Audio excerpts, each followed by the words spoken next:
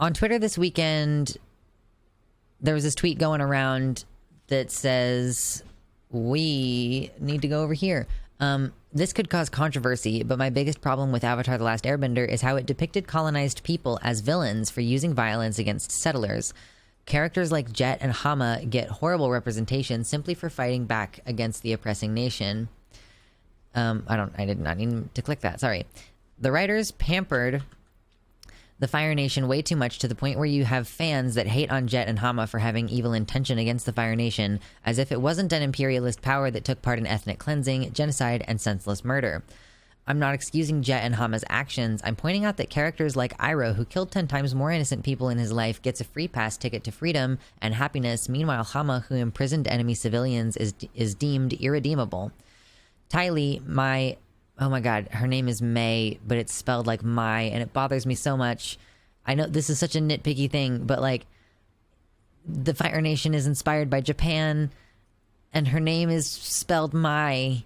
If her name is May, then it should be spelled M-E-I, and it hurts me so much. Excuse me.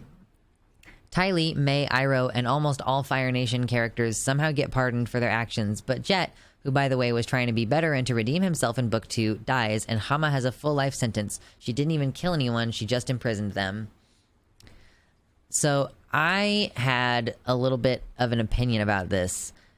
Like, I do think maybe that you could say that there's something of a point in the fact that Iroh, who killed a whole bunch of people, the consequences of his actions was that he lost his son, and then he completely changed his life because he realized that the cost of war was immeasurable, right? Like, Iroh's story is already finished by the end, and he commits his life to fixing things, I would say. So maybe don't come for my man Iroh, I'll fuck you up. But my thought about this is that these characters are both foils to our main character cast. You know, we have this story of two kids from the Water Tribe growing up. One's a bender, one's a non-bender. Like, literally, like, Jet is a non-bender, and he's the foil to Sokka, who is also a non-bender and a strategist and a leader. And, like, Hama is analogous to... she's analogous and, like, the foil to Katara, because they're both, like, at one time, the last Southern Waterbender, right? They're both from the Southern Water Tribe, and it's about how these people respond to similar circumstances in a different way. Like, Jet's parents were killed, and Sokka's mom was killed. They both have reason to hate the Fire Nation. Sokka does hate the Fire Nation. Very explicitly in the narrative, he's like, fuck the Fire Nation, you know? When Aang is waffling back and forth about whether or not it's going to be moral to kill the Fire Lord, like, Sokka is the one who goes up to the Melon Lord and, like, just chops its head in half and is like, that's how you do it. Like, you know, he kills soldiers, Sokka does, and so does Jet. But the problem is that Jet starts targeting innocent people, and they grapple with that even within the episode, where Sokka's like, the place where you went wrong, Jet, is where you started targeting people who aren't ultimately responsible for any of this stuff. Like, killing soldiers in war is one thing. Like, it's a necessary form of violence, right? But attacking people who are just living peacefully in a place where they have, like, multiple generations, like their great-great-grandma is the one who came over. You know, like, being violent toward those people is not the solution to the problem. And that's the message, like, that you can experience these hardships, and turning that, like, transmuting that into further harm against other people is just perpetuating the harm of war. Like, all it is doing is creating more situations where someone has lost someone and they want revenge, and the cycle continues on and on and on and on and on, you know, that you can choose to put an end to that. And Jet's story even includes that amount of character development, where he's like, I don't want to continue this way. He's like trying to reform himself, living in Ba Sing Se.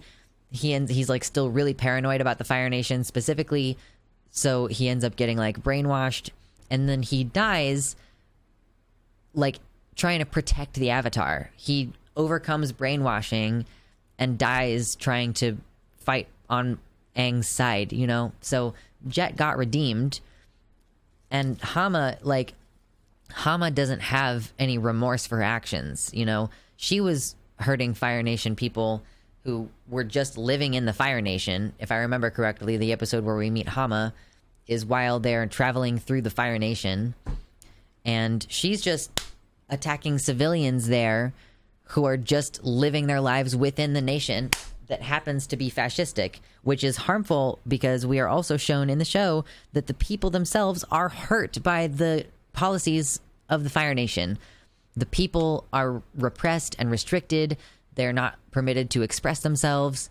You know, it's a fascist nation, and that fascism hurts the citizens, even while they're focusing really on the expansionism and the suppression of other peoples, but that toxicity does hurt the people within the nation as well. God damn it. Oh, I got that one. Okay, great.